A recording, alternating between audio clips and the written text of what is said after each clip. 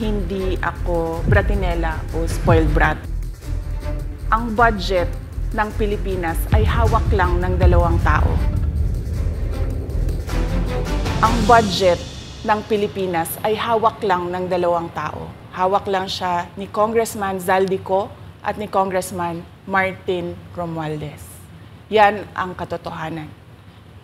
Halimbawa ko dito, medyo mahaba ito, kaya pagpasensyahan mo. Ang halimbawa ko dito, sa DepEd muna tayo. Sa Department of Education, noong taong 2023, merong 5 billion na inapprove para sa classroom construction. Nagulat ako kasi merong mga lumapit na miyembro ng House na humihingi. Hinihingi nila yung 5 billion, parte ng 5 billion na budget. Wala kasi akong experience sa ganyan. At saka ang pagkakaintindi ko, pag inapprove na yan ng Office of the President, ibibigay na yan, pagdediretso na yon sa approval at trabaho ng Department of Education sa construction ng mga classroom. Nagulat ako, may humingi. Magkano ba ang amin dyan? Magkano ba ang amin dyan?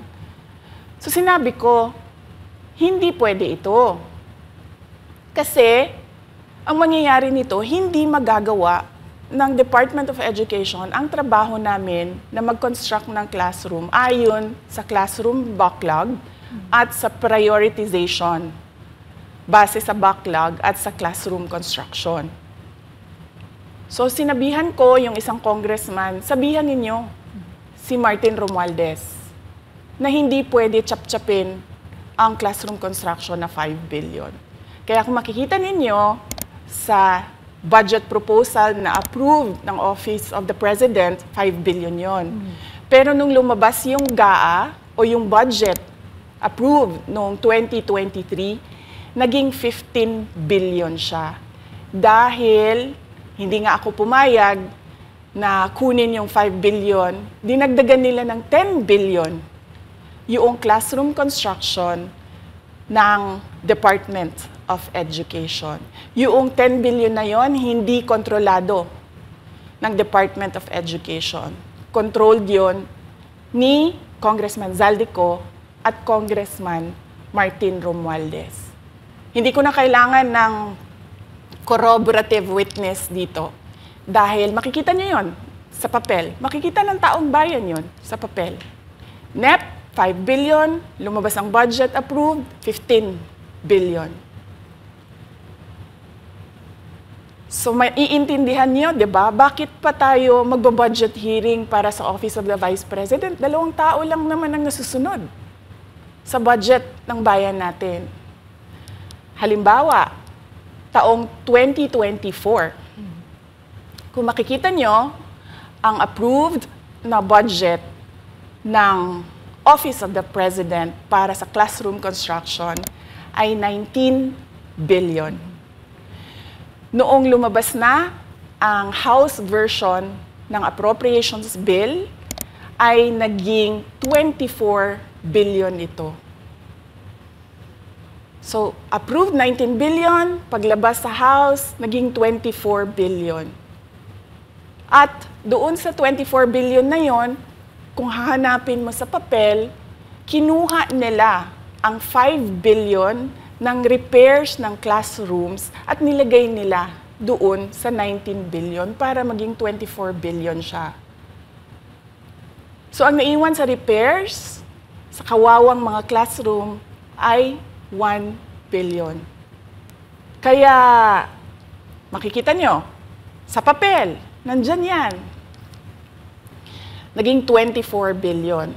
At hindi lang yan, dahil noong 2023 ay hindi ako pumayag na hindi masunod yung DepEd na rules sa paano mag-classroom construction based on need.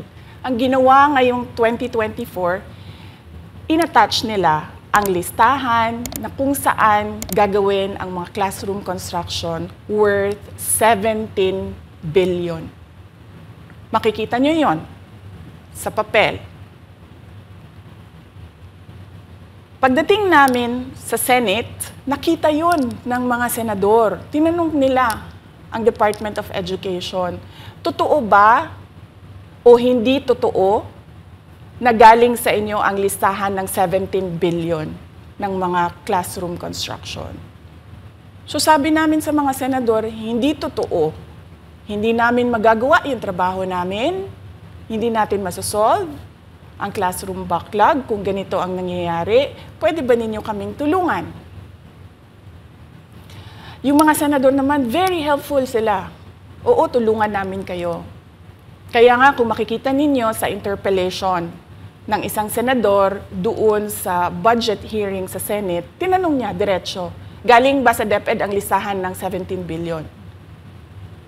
Galing ba sa DepEd ang listahan na inattach doon sa House version? Sinabi namin hindi. Hindi galing sa amin yan. On record yon. Makikita nyo sa mga videos, balikan nyo yung mga videos. Makikita nyo. Yes, my concern, Madam Chair, Mr. President, under the GAB, I observed that there was an increase in the budget for the construction of new classrooms from 19.6 billion to 24.6 billion.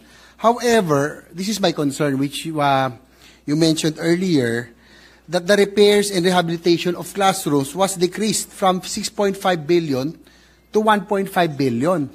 I also have information, Madam Chair, Mr. President, that 24.6 billion allocated under the GAB, but only 9.8 billion from the allocation is left to the discretion of DepEd. Kaya hindi ko na kailangan ng witness kasi makikita nyo sa papel. Tapos dumating ang BICAM, walang nangyari dahil ang nasusunod doon ay si Congressman Zaldico at si Congressman Martin Romualdez. Kaya nandun pa rin naka-attach yung 17 billion na ginawang listahan ni Co at ni Romualdez.